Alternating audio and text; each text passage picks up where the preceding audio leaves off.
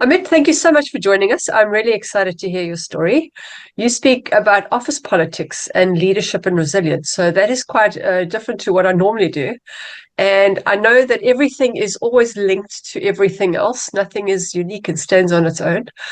But before we get into that, can you just share a bit of background about what led you to doing what you're doing right now?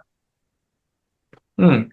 So, with respect to office politics and leadership, uh, see, I'll share my story as well because it's all connected. I'm born and brought up in Mumbai, in India, and as a child, up till age 17, 18, I couldn't speak a decent English. I did study in English medium, if in the English language, but I couldn't speak fluently. So few things that I realized over a period of time is, so I lost my father at 15. When I was 15, I don't have any siblings, and my mother was not educated either. So what I learned at the age of 15 was that if I need to grow, if I need to do anything, I need to learn how to talk, number one. And the second is that English is the global language. So that was the foundation of something we call it as communication in a way, right? And when I started to work, and after working in India and then another 6 countries over the last decade or so, I realized that, so I come from IT background, so computer field. And there's too many knowledgeable people that I meet with, much, much more amazing, knowledgeable folks. But they are not able to communicate their ideas properly. They're not able to speak up. They're not able to share. For me, because I started my focus on communication, I became fluent not only in English, but I became a people person more. And I started to see that there's a major gap that is developing, the gap of skilled people not getting into leadership roles, because when you start climbing up, you actually start dealing with people. It's no more your own stuff. It's about the people and managing and stuff like that. So that's what brought me here, because I think I give a hand holding to those people and bring them to how they can move from their individual contributor role to a team building role or a leadership role. That is a very good insight at such a young age. Because I Yeah. think, you're right. Anybody that's high up in politics or anywhere has got the ability to persuade people and have Yeah. them buy in. Yeah. So you said you worked multiple odd jobs just to survive. What were you going through during those tough times? Yeah. So, because I was a single child and a male child, now let me tell you, at least back in my days, a male child was like, oh my God, thing, right? So I was pampered a lot. All my demands were met, everything. So I never thought of money or struggle. I never saw that. The day my father died, we realized that it's not only the person who left us, but we were bankrupt. We had no money at all. And we realized that there's no money that is left. We don't even have a house on our head. So my father, just to give you a background, very kind person, so kind that he gave a lot of money to others, but without doing any bookkeeping. And that was a big bite back to us after he passed away. So nobody came back to give us any money. And the biggest realization was that, I lost a human being, my father, but I lost many other things as well. So my struggle started very hard. And my first job, I was earning approximately $30-40 a month. That's all I used to earn. And I worked in textile industries, hotels, doing dishes and stuff like that. So tough upbringing, but yeah, it gave me the two things that I really learned was, one is that, see, there's I'm sorry, what happens, Natasha, is that there's only two choices that we have generally when such things happen, right? A, you just go and kill yourself. B is you live it through. So I decided, and I know I might be wise back then as well, but something happened where I decided that, you know what, I have to take care of my mom, who is, by the way, with breast cancer, and even she passed away later on. But I have to live so that the situation will eventually pass someday. Well, I'm glad you made that choice. Yeah, I think for a young child like that, you realize when you're going through something really difficult in life, there's actually a lesson in it somewhere that you can actually benefit from it. At the time, it's extremely painful, but there's always a gift in it. And I think the gift is what can you bring to the world because of that. And that's what I think is so great. Thanks. So thank you for being here. Thank you for staying. You also mentioned that you battled facial paralysis 4 times. When did that start? It started at age 16 after my father died. And since then, it's happening every decade now. And so this is one of the very weird things for me, Natasha, is that when I was 15, when my father passed away, right? So there is a ingrained thought in my head all the time that, and I have a son, it's the same situation, single son. So that thought that what if I leave at the same time when he'll be 15? So that, because I realized this just like last year, because we went through a lot of studies, people took spinal cord fluid out of my body to check, oh my God, why it's happening to you again and again.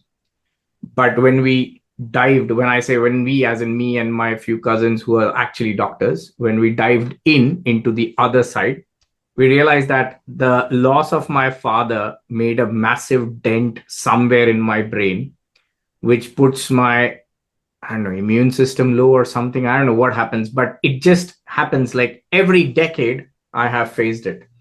And the one decade was really bad where my jaw was here completely.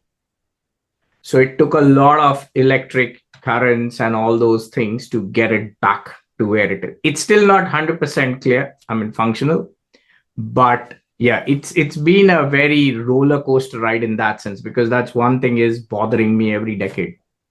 And it just happened in 2020, by the way, last. So 2030, I have to be very aware of it. It's interesting that it's every decade. There's obviously some subconscious belief around that that's holding you. Well, I'm sure you'll find it, because that's what we come here to do as well, is remove those subconscious beliefs. Remove them, change them to something that actually works.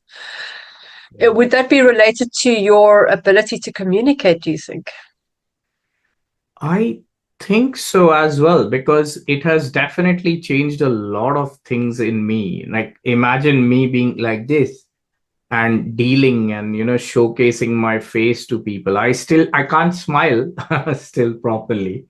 That's always a thing. I can't have a large piece of food in my mouth because the jaws and this whole system is quite weak. So it has definitely impacted me in that area. And maybe you're absolutely right. There's certain things in the subconscious mind. And one of the thoughts was, like I said, maybe my father's death and where he left me. This could be the other thing, is that, when it happens, it's so bad that I am unable to communicate, do many things like a normal person for several months sometimes. Well, I always say the subconscious has got a way to do things in order to protect you. So it's obviously something there that's still a mechanism in place to keep you safe. Yeah, I agree. In one thing is that, yeah, somehow God has kept me safe. Somehow, my subconscious has kept me safe. So a lot of people, they struggle with confidence when they don't speak fluent English. And I know it is kind of the language of the world right now. How did you overcome that challenge to get to speak English so well and then become a keynote speaker? Say, like, when I entered in the in my high school or college, as we say, university, basically, I couldn't speak English till then that fluently. And I realized one thing, and now this is, you can imagine 17-year-old boy, right? I realized that, hey, you know what? If I can't speak English, I'm not going to have a girlfriend, right? People are not going to like me. And so I actually caught hold of one of my friend who was really good in English. And I said, you know what? Laugh as much as you want on me, but correct me. All right. Please do that for me. So that was one thing. The second is, I still remember there was a band called as Wigfield back then. I'm talking 1990s and stuff. And so I bought the cassette because it was a cassette, and I started to listen. And we didn't have Google and stuff, so it's you don't get lyrics that easily either. So I had to listen and understand the words and then get it vetted from somebody else that, hey, did I got it correct? Then the next thing is I started to watch Friends a little, because that was the American television. Friends was a very hit episodes. So I had to do these things to grasp two major things. One is the English, as in the fluency, but also some words that I can learn more, because I was a very dumb student in terms of education. Well, I like that because, they say you should learn to speak a language like a baby. A baby just hears people around them speak and then just learns the basic words. But also to be vulnerable, to say, it doesn't matter if people if I don't pronounce the word right, or I don't say what the right word is, at least they know what I'm trying to say, and at least I'm trying, because that's the only way you're actually going to get better. Yeah, true. I think in my case, as a baby, because we come from the regional backgrounds, like, my parents were born in another parts of India. So, and they never spoke English. Like, this is early 1980s. So I'm not sure, not in India, at least. Yeah, well, now, I mean, you're speaking it pretty well. So yeah. And again, it's just practice. It's practice, Oh, practice, practice. A lot of 100%. English people can't speak English well. True. Okay, so let's get to the office politics. What got you into that? Uh, yeah, office politics is very, I think remember I said that I'm not been a bright student my life, right? So what does that mean is that in my mental capacity, because I was always told that you're a dumb person, I treated myself as a dumb person. And this started from grade 5 up to my university end. Okay. So that limiting belief for 13 years all the time. And during my final year, I went for a tuition to one of my college professors. And he rejected me, saying that, he's not going to spend time and money on a student like me. And that hurt me a lot. So, of course, I can't take revenge in other ways. So I said the best revenge is I'm going to pass. So I'm a physics graduate, by the way. So I made sure that I passed. A lot of students, others failed. I passed. And that was the foundation of the fact that, Amit, all the things that you had thought that you're not good was a limiting belief. Now, remember, like my father died by then. I was anyways separated with a lot of other people. So this was the stepping stone for me to now start my education, because I didn't do any education properly. So I got into IT and I started doing a lot of certifications, getting my knowledge up and stuff. Over a period of time, I also realized that, office is very different than your basic education. Like, education works, but you're dealing with humans there.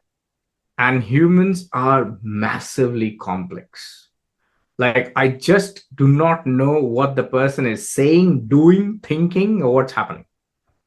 And I was insulted in front of people, despite the fact, and I'm not saying that I was right or wrong, but so for example, it was one of my meetings, I had sent the, agenda before, and I was talking on something, and imagine a room full of 43 odd people plus 20 on the online. And I'm the leader of that group. And one of the managers says that, Amit, thank you very much. I can't understand what you're trying to communicate. And I'm like, what are you saying? Like, so that thing, then my manager wasn't happy when I used to travel outside. So he rejected my second time visa for US.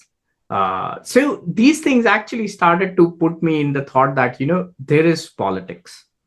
And to put it very simple, politics is nothing but every person they have their egos to manage.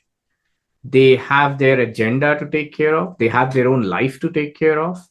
And if something doesn't go according to that, they'll do certain things which you'll not see it directly, but it's happening indirectly. So that's the simplest definition I can give for office politics. And I realize that I'm living that, dealing with it everywhere. It doesn't matter. I'm in the 7th country now, and it's happening everywhere. Yeah, I think office politics is a very difficult thing to navigate because there's a facade people put on in some cases, and in other cases, they are just plain ruthless. It's almost like, well, it's corporate, right? I like to stay away from corporate as much as possible. What are the biggest mistakes people make when it comes to dealing with office politics? I think the biggest mistake, two major things that people do is that they avoid it. They feel that, if I'm not going to enter into it, it will not impact me. And now the one disclaimer, and this is for all the listeners here, office politics doesn't mean gossip. That's a whole different gamut of things, Office, you need to realize this. People feel that gossip is office politics and they try to avoid that, but that's not the case. So that's one thing. Avoidance is one. Second is that they get into this vengeful mode if they find office politics happening. And basically emotions run them and they're driven by that, and it just goes into very black, I will say black hole sort of an area. So what would office politics be then? What exactly is it? Is it a hierarchy? I think it is all about the stakeholders. So I'm sorry to throw these terminologies, but I have to share this. So I'm big into project management. Okay. So in project management, we call something called as a stakeholder management, which defines that every stakeholder will negatively or positively influence the outcome of your project. Okay. So think about this. Every person, whether it's in your home or your friends or whoever, they are all your stakeholders in a way, right? They will negatively or positively influence you for the outcome of whatever you're doing. And what we need to just understand is office politics is nothing but to understand this one thing, stakeholder management. Figure out who's those people, bucket them. We'll have to label them so that we know who they are. And this is all needs to happen at your end, like you don't share it. But then you start seeing their behavior, the pattern, and all those things. And we all know that when, again, pardon my language, but when shit happens, you will see the actual output of the person, correct? So that's office politics. Office politics is all about understanding that you have to do this work. You're here to do the job, but there are certain restrictions and stuff. Why is it happening? And who is doing it? There are genuine reasons for that as well, but sometimes it's just plain old dirty politics that people like to play. So would that be like aligning your vision and your values to what they want? And if you can't align, then you actually shouldn't be working there for yourself or them, because it wouldn't work for the both of you. Wow, that's really, really interesting. And you're absolutely right in this case. The values and things. The only challenge that, because I work with a lot of people, And it is sad to say this, that people do not know what values they carry. That's the sad part. But you're 100% right. If people can understand this, what value do I have as a person? And it could vary from your family to your work values. Are they also aligned with the organization? Number one. Second is, what are your values that your manager carries, your immediate boss? How am I aligned there as well? So you're absolutely right. Yeah, because I think a lot of people are finding that corporates, the values is just about the money and getting rid of the small guy. And that's what a lot of people struggle with. And so they'll end up taking on a job just for the income. And they're hating it because it goes against their grain. What do you think would be the future for big corporate organizations? Because I do see a shift happening. Yeah, I think COVID brought a very big shift in all of this, because and we hear this, right? The big companies, people actually doing suicides and stuff, getting into depressions and all those things. I think it's a very larger scale issue as well, where the cost of living in many countries are going up. And because of that, people have their mortgages, they need to pay the bill, they need money. Now, I feel, and I have also met a lot of people who thought, what, startups would be a good place for me to work. And those startups never went beyond a year. And now they are stuck.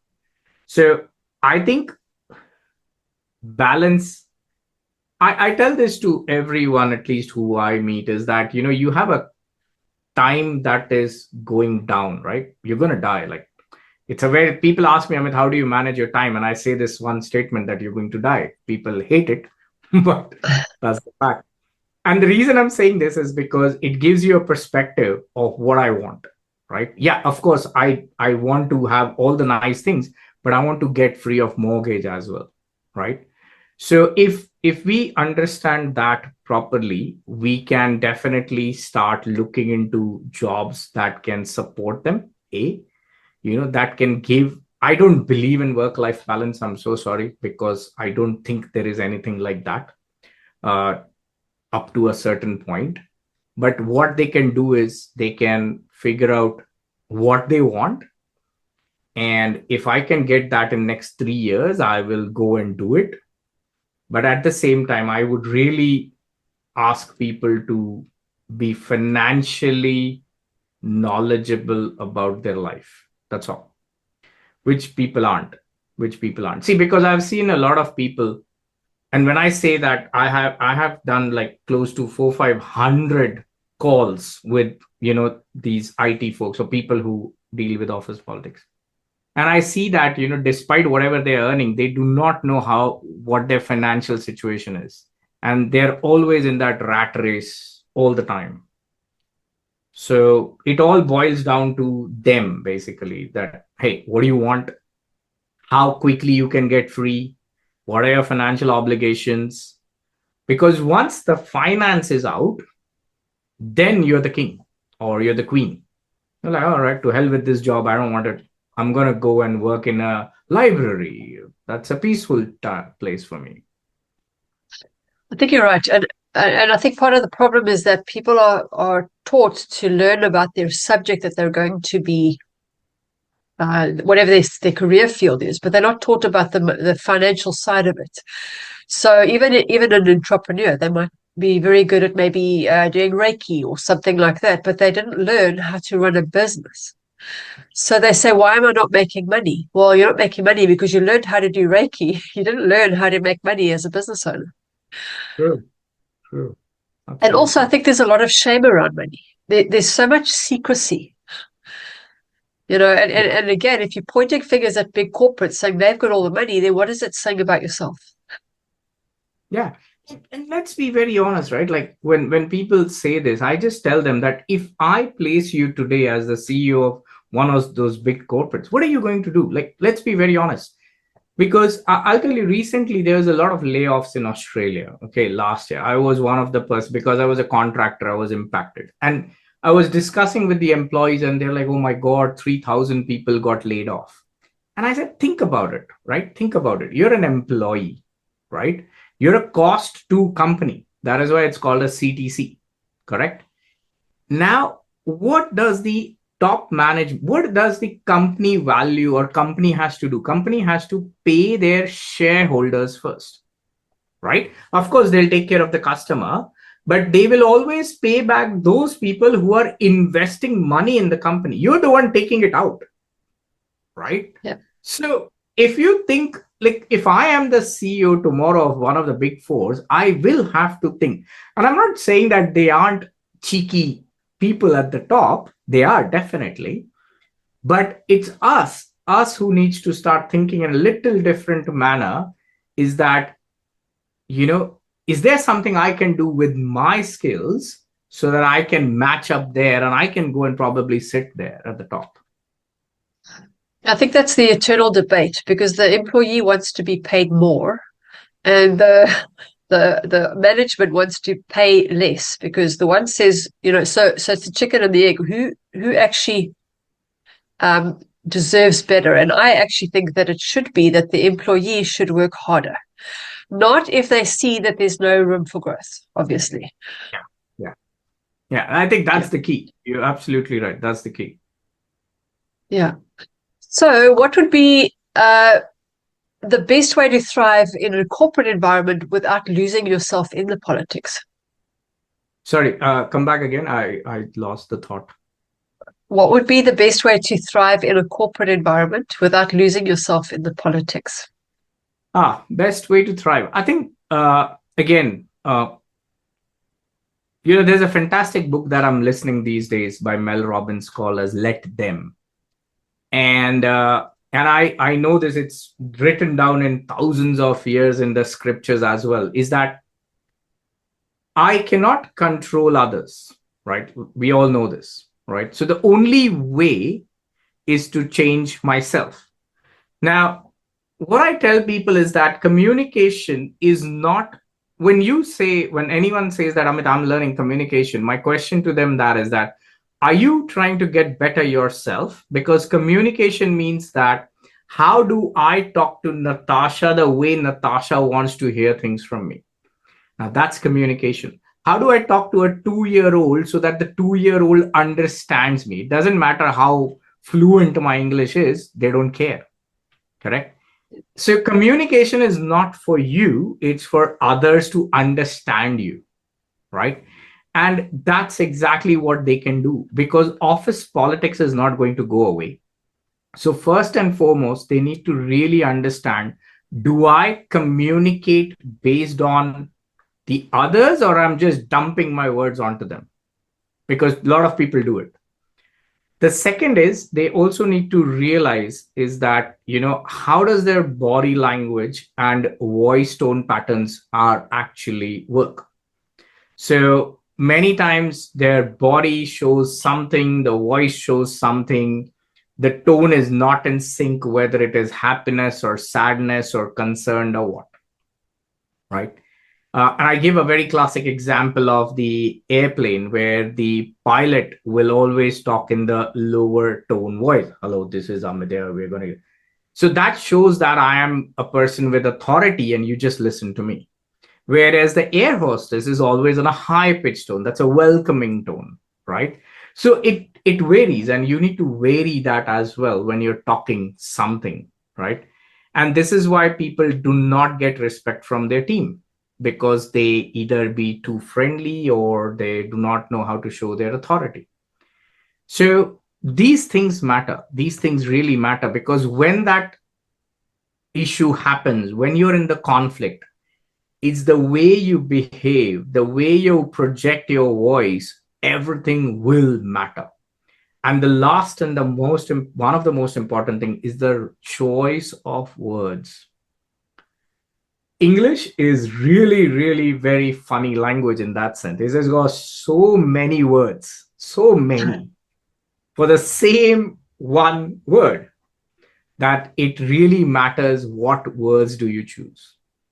So I tell people that go online and just Google persuasive words in your sentences, and you'll start getting some words. Try to see how you can use them in a certain area and stuff, because those matter. There's long list of many things, but I think these are the few foundations I want people to look into. Yeah, it makes sense. I think because it's a lack of awareness. People want to be noticed, but they don't see their part in it. Yeah, Yeah. yeah. And also, I think office could be a mirror of, for like a micro field of what's actually going on in the rest of your life. If you're struggling with the same kind of people or the same kind of experiences, you're going to have that in your normal life as well. True, true. And the worst is, sometimes there are some people, because they are dependent on their emotions, is that they take that frustration back home, and that's where the life also starts. Like their spouses wonder why the hell are they working if they're so stressed. The children are like, like, leave it. Like, why you're like coming like a crying baby at home? So it impacts their mental health a lot. Yeah. Yeah, because, leadership isn't about managing others, it's about managing yourself as well. And also, your family will tell you where you're in alignment too.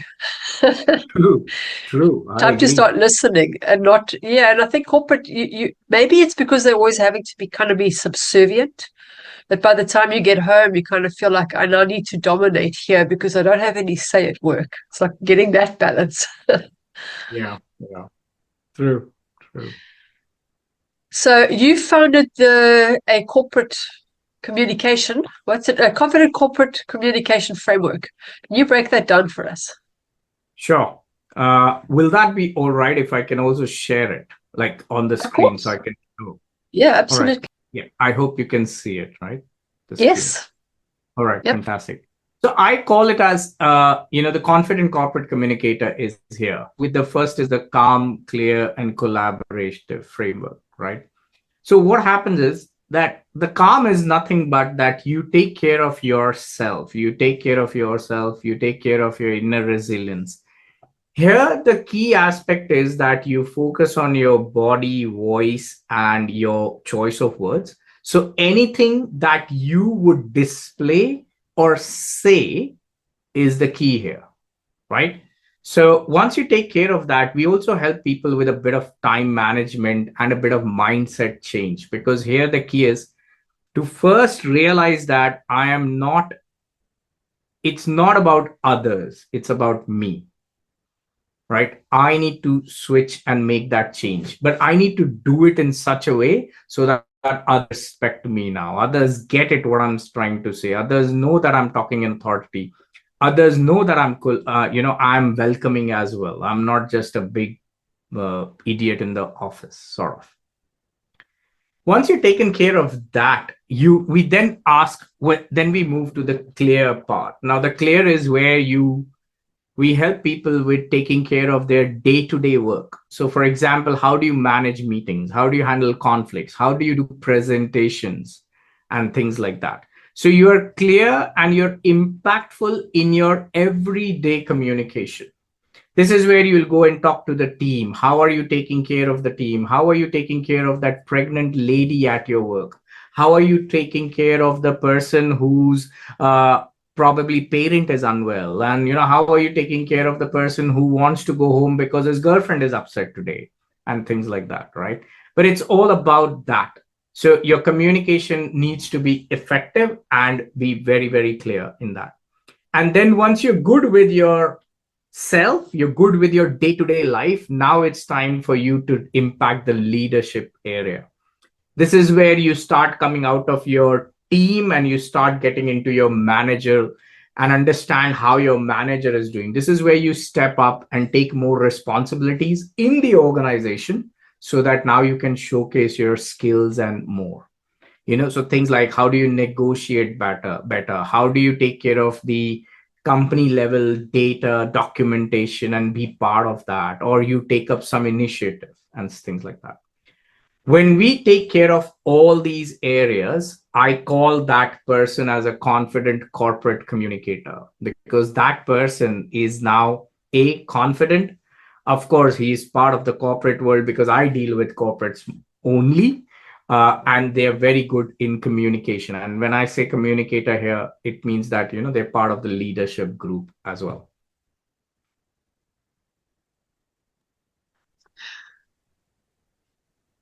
Very nice.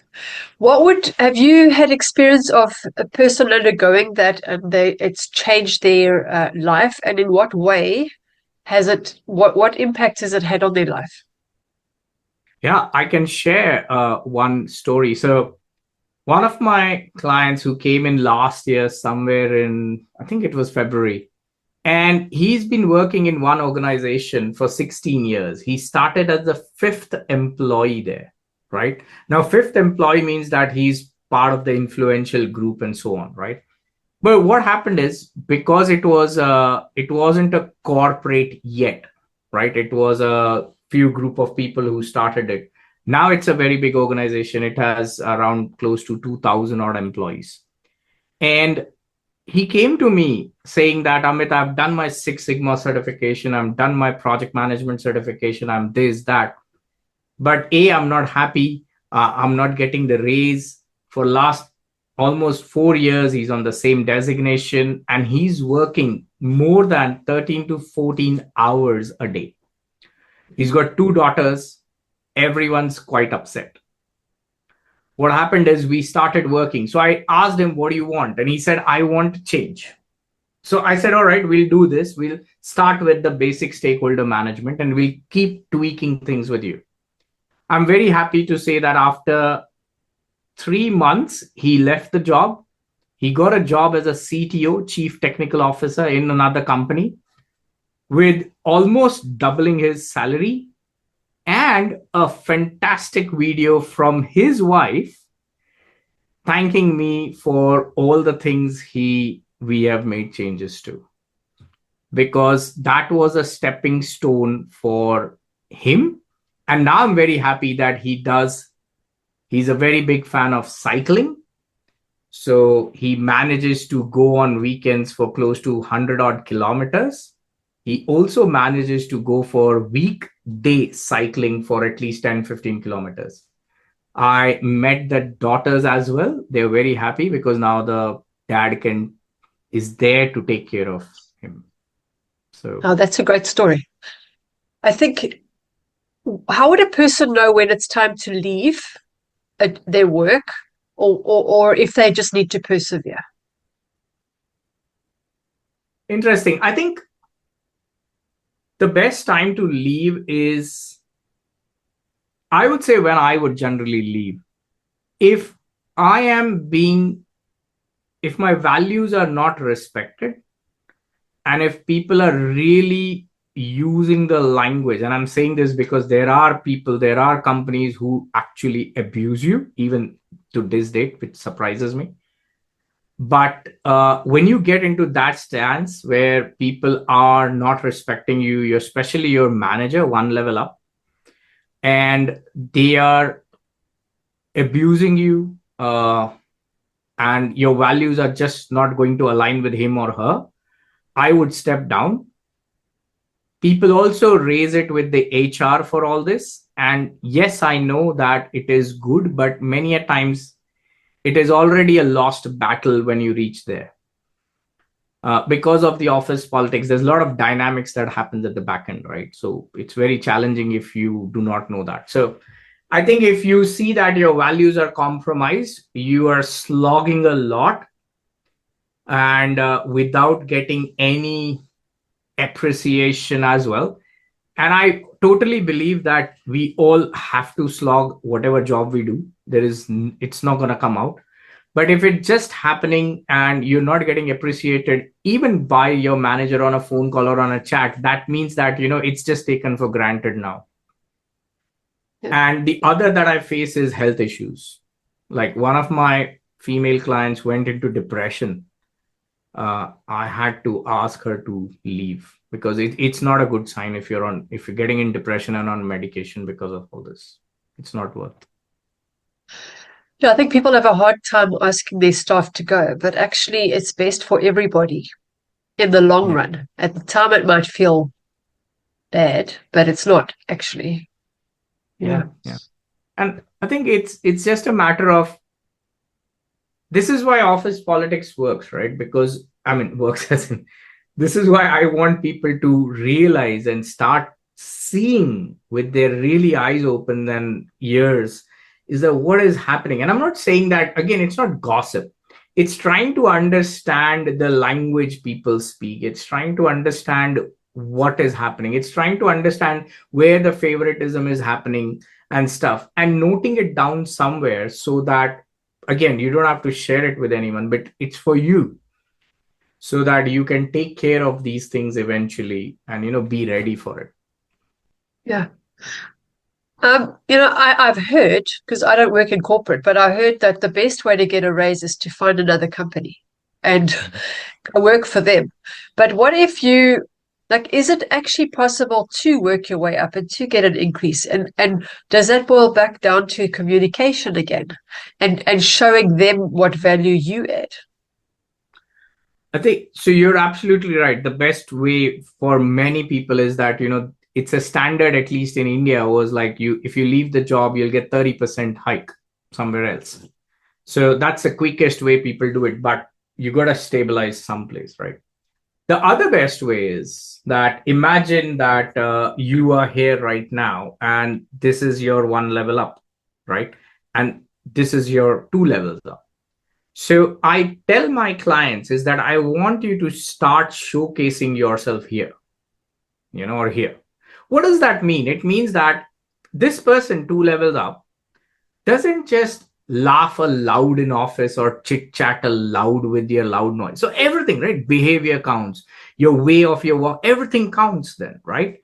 And I want that you also start behaving like one.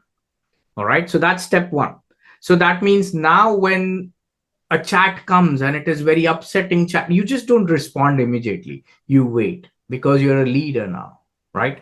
So patience is the number one factor there. The second is I tell my clients to keep their mouth shut. Okay. So don't say anything. Pause and silence is really important. So that's part two. So, and then when you have your team, you start behaving like a leader.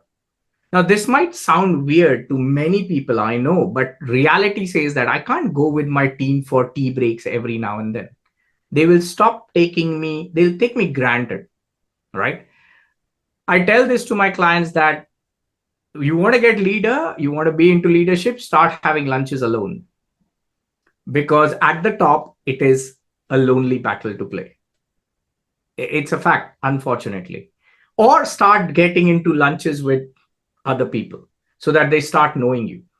The next part is that you start taking work from these people.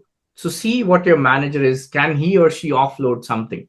Make sure that you don't come as a threat to that person. Make sure that you're an ally to that person. Make sure that they know that if I am here, you can go up. Right? So pull me, I push you, you pull me. Right? So the whole point is within the 1 year, I want you to showcase yourself in skills, in attitude, in behavior, in work like this person. So that when the other people are looking at you, they'll just say that, hey, you know what? Oh, Amit is already ready. He's showing all the traits that we want. Let's just pick him up and put him in the new place. And that's a way how you can do it. It is more of influence that you need to generate. Again, pardon my language here, Natasha, but I have to say this. It's less of ass licking. Again, pardon me. But it's the influential category that you need to get into and not shoe shining and whatever we want to call it as. I like the way you've explained that really simply and clearly. I also think that people are more afraid of going into higher positions because they think, oh, what will people think of me? I was with the staff. Now they're going to think that I think that I'm better than them. What would you say to those people? I think I did that with my teams in 2006 or 7. I remember this very clearly. I was having lunch and then I got promoted. I moved it here. I think it's all about moving on, because see, in the way I see is that as long as you're not a rude person to anyone, okay, because here's the thing, just because I'm the king of the world, I can't be rude to people, right? You're still a very beautiful person, you're still very nice to me. It's just that my responsibilities have changed now, that's all. So I think if you have that level of understanding, your behavior, your choice of words again, will also resonate that. And if that other person is sensible, well, then they'll take it in a nice manner. But if they're not, well, there you go. You have another key pointer now in the head that, that person is not matured. Yeah. So yeah, sort of a leadership qualities that we want to have people to achieve in a way as well. Yeah, I think it's about managing your own expectations and those of others. And if they don't like it, they have some growth to do. You've set the example. They can follow you and do what you did, or they will just stay stuck and just become bitter and resentful. There you go. Yeah, absolutely. Yeah. So, Amit, where can people get hold of you? So I have written 2 books so far. One is, I will say, first one was a booklet. The second Yeah. one is this, Circus.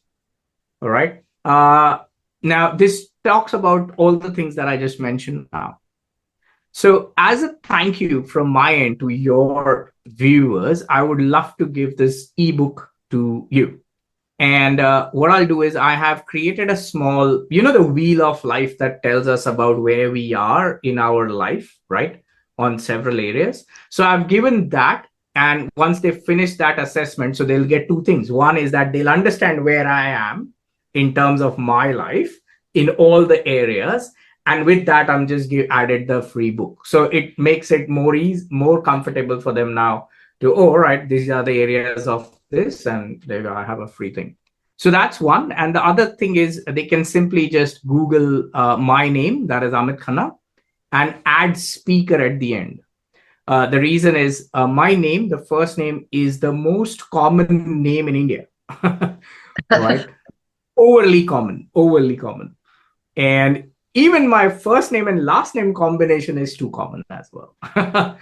So that's why I have built my entire social media on the way Amit Khanna speaker. So once they put there, they will have all my social media handles, everything. I've got more than 550 YouTube videos to help people around. There's many things that they can, go and hunt, see. That's very generous of you. I will post all those links below as well. And hopefully we'll get a lot of people that are going to benefit from that. Well, no, I'm not saying hopefully, I'm sure that they will, but hopefully you get a lot more people interested as well. I mean, before we go, do you have a message for our viewers? Yeah. So my message for all the viewers is that, see, life is very, very interesting, every one of you, right? Lot interesting if we deal it in the right manner. So remember this, you always have a choice. You always have the choice. The choice is either to give up, and when it comes to life is, go and kill yourself, or the better choice is that live. And the statement that has taken care of me is, this too shall pass. That statement has taken care of me in many ways. I cannot tell you in the ways that I have come out of that, from my physical disformity to financial losses, to people losses, to job losses. I think I am the king of losses now. But that statement has taken me through. And I want you to do that. Because remember, with you, there are a lot of other people connected as well. So take care. That is a beautiful message. And you're right, because people get stuck on the now, and then they think this is how it's always going to be, and it's not the case. Even if you wanted it to stay, it won't change. It won't stay. You won't keep your youth. Exactly. You're not going to keep a warm, sunny day either. I mean, thank you so much. It was lovely to hear your story, and I hope you have a fantastic, well, it's your evening for you, so I hope you have a fantastic evening. Fantastic. Thank you so much, Natasha, for bringing me to your podcast. Sorry, throat issues. So you saw the change in voice. But thank you very much. I really appreciate, and God bless you, and God bless all your viewers who's going to listen. Thank you.